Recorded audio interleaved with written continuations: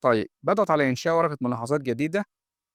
طبعًا هيقول لي أول حاجة حمّل المصدر، يعني ارفع لي الملف اللي أنت عاوزني أشتغل عليه، تمام؟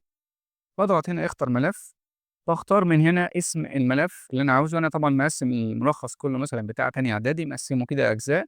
اختار الدرس اللي أنت محتاجه، طبعًا بننتظر ثواني لحد ما يحمّل المصدر. بعد ما يحمّل المصدر بيظهر معايا بالشكل ده. طبعًا ده الدرس التالت في الوحدة الأولى، منهج تانية إعدادي، وحَط للمصدر باسم.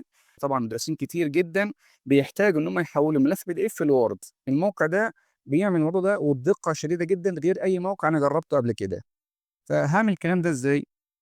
هاقول له لو سمحت ابعت لي النص من المصدر بالكامل دون حذف أو تعديل أو تغيير أو إضافة.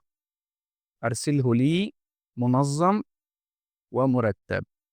تمام؟ لازم أكتب الحاجات دي بالتفصيل كده. ابعت لي النص من المصدر، يعني اقرا لي كده النص ابعته لي كله من غير ما تحذف فيه حاجة أو تعدل أو تغير أو تضيف، وكمان ابعته لي منظم مرتب ورا بعض.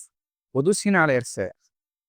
بيبدأ الموقع يشتغل ويقرا لك النص بالكامل من بداية الدرس لنهايته زي ما أنت بعته بالضبط بإذن الله زي ما هنشوف دلوقتي. تمام؟ الموقع هنا بدأ يجيب لي أهو بالتأكيد إليك النص الكامل منظما ومرتبا دون حذف أو تعديل زي ما أنا قلت له بالضبط. بيجيب حتى الصفحة الأولى أهداف الدرس والمصطلحات، ويبدأ يخش بقى على الدرس بتاعنا وبيتكلم عن النظام، مفهوم النظام والتعريفات صفحة بصفحة كده. قبل كل صفحة بيجيب لك الرقم بتاعها. حتى المقارنات عامل لها جدول كده زي ما إحنا شايفين وجابها كده ورا بعضها. كل صفحة كده بالترتيب، تمام، لحد آخر الصفحة. أنت عاوز بقى النص ده تستعمله في حاجة تانية، باضغط من هنا على كوبي، تمام، واللي تم النسخ، آخده بقى في أي ملف وورد أعمل منه أي حاجة أنا عاوزها بقى زي ما إحنا قلنا قبل كده. أتمنى الشرح يكون عجبكم.